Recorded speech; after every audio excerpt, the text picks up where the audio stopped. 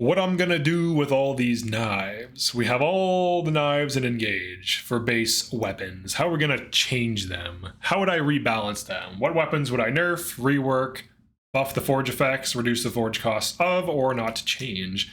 Now we're considering base Maddening mode, so no DLC.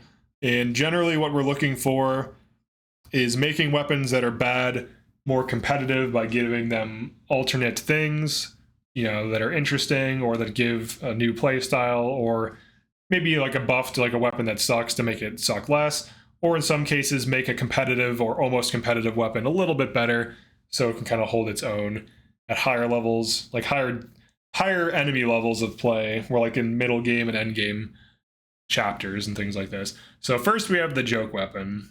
The joke weapon we're going to leave alone because it's just a thing. You throw it back into the well, you can eat it, whatever. It's not really meant to be used seriously, so I think it's fine. Next we have the short knife, which is the crit avoid weapon. So similar to the other crit avoid weapons, I would give this avoid, like avoid 10 and avoid 20. So you get crit avoid and actual avoid. So that way it has something it brings to the table. You could argue it could have something else, that's fine. Definitely drop a comment. Now, just like with all knives, it has 1 to 2 range. So it's, it's a knife, whatever. All right, and then we have the Iron Dagger. So the Iron Dagger, I would give stats to. So I think like the Daggers should have like defensive stats or maybe even like a little bit of speed. Something to justify running them that gives them some kind of mechanical difference from the other weapons. They're always going to be weaker than the other weapons, but I feel like they should give some kind of stats or some kind of compensation if you +5 it, so you get something out of it. Next, we have the Steel Dagger. Now, the Steel Dagger is kind of like the metagame for daggers in some ways. Now, if you're playing the game normally, like if you're not doing a challenge run, I'm so used to Ringless No Somniel, so my perception of some of these weapons is a little warped. But forging this thing actually does scale its might by quite a lot and basically makes it very good and lightweight. So a lot of thieves and wolf knights can use it without being slowed down. And its forge costs aren't unreasonable. Honestly, I'm leaving this in no changes. I think it's actually fine right now.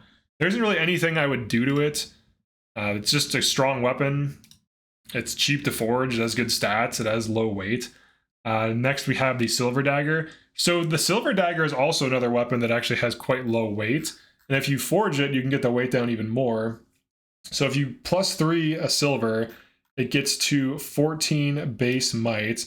And for Steel Dagger, if you +5 it, it gets +9. So it goes all the way up to 16 base might.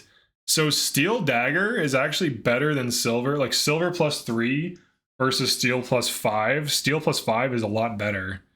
So honestly, this kind of needs buffed forge effects to be competitive. And it's cost reduced to forge because it's just outclassed by this weapon straight up. Now, if you forge a Silver to +5, it's going to be a little bit better. But the cost of doing so is much higher. So, it's a pretty big trade-off. Next, we have the first of the one range only, like crit-oriented knives, the Card. I would give it something. In its current form, you get 10 base crit, 5 might. It's like the early, low-level, dagger that sucks. If you forge it to +5, it gets +9 more might and +10 more crit, which is decent. To do that, it's reasonably cheap. So you could do that, I guess, and it would be okay. It'd be serviceable. It would have some damage, like 20 base crit, basically be weightless. But there's better things, there's Peshkats and the other thing, Stiletto.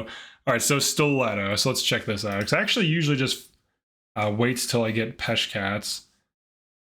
So you can forge it into Peshkats as well. So Stiletto has 15 base crit, 9 base might, which is quite good. So, and then the weight is 7, which is pretty light actually. And then if you +5 it, it's 8 silver, 600 iron, 40 steel. So you get crit +10, +9 might. You could use Stiletto. Honestly, it looks kind of okay. You could run Stiletto. So you're looking at 18 might with 25 base crit, which is quite good. Next we have Peshkats. So Peshkats 12 base might, and then the forge costs, I believe, are quite high. Yeah, so if you want to +5 this thing, it's pretty expensive. So it gets to 18 might at +3. Its base crit is 20, and its base weight is 9. So at +3, you're looking at -1 more weight. So funny enough, Peshkat is worse than Peshkats. It's the exact same story. It's like the crit rate is actually a little bit better. Or no, I think it's the same. No, it's going to be better because it's hard to +5 Peshkats. So you're going to get better crit and the same damage +5 Stiletto versus +3 Peshkats. So the Stiletto and the Steel Dagger are outperforming these more expensive forges because in order to get the real value from them, you have to +5 them, which is substantially more silver. Basically not worth it. So they need buffs on their forge and the forges to be reduced. So we could put them in here, to be fair. And also they need like more base stats because these actually hit the same damage as each. Like they have the exact same damage, or this is slightly better, which is kind of crazy. Next we have Cincada, or Cincadia, or whatever. Now this thing you get from a chest that thieves go after on chapter 25. Rework. So it's an S rank that's too expensive to forge that you get on the end of the second to last level. You're not going to forge this. This is a post-game thing. I think it should just have crazy stats and not need forged.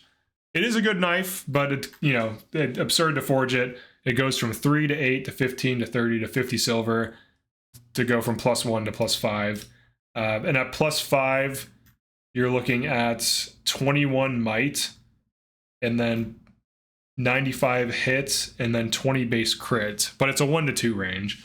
So obviously, 50 silver though, 25k. It's not, you're not going to realistically forge that unless you do like a ton of post-game content. And most people I talk to don't like the post-game because it's just a bunch of skirmishes, and skirmishes are kind of just like the map attacks you. Like there's no like ebb and flow to like the fight or interesting dynamic, or you have to attack the position and break down the enemy position. It's like as soon as you spawn in, all the enemies just dive you, and they're kind of just the same. Like if you played one high-level skirmish, you played them all. All right, next we have Karnwenhan.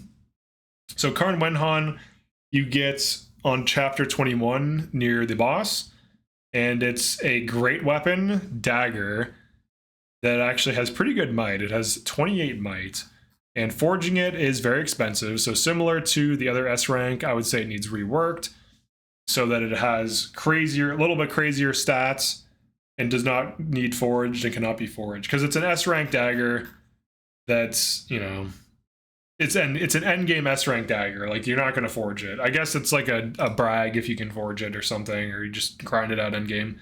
Then finally we have Veil's Dagger. So one of the interesting things about Veil's Dagger is it's magical. None of these other daggers are.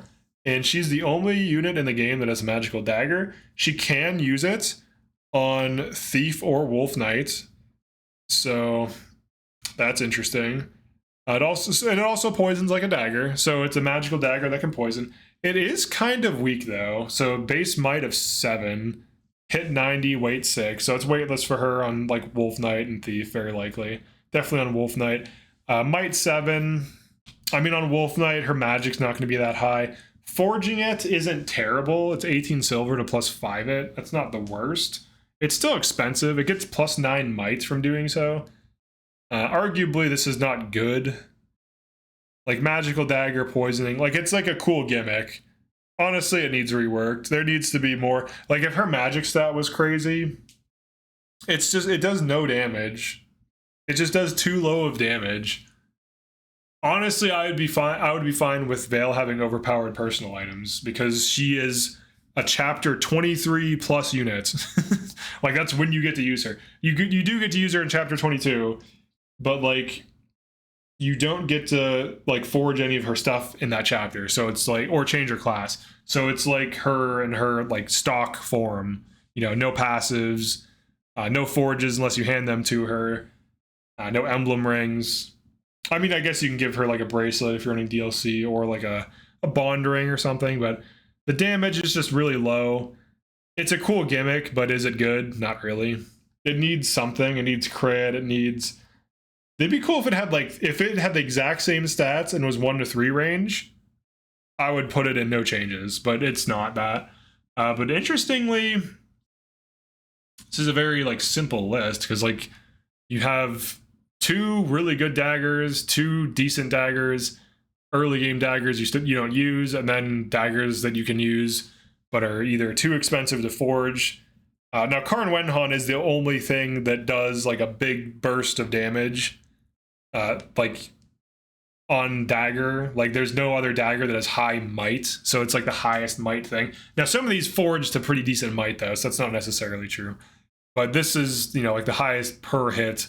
Now it doesn't double though. Poison's a thing, so like it's not really the use case. And if you're on Wolf Knight can grab like an axe, you know, like you could be like dagger axe Wolf Knight and run like a silver great axe and get like, you know, huge might off of that. And Wolf Knight's an accurate class, so you could really get away with that. You just get hit once, you wouldn't get doubled on initiation. So there's better things to do. You could also run lances on Wolf Knight if you wanted.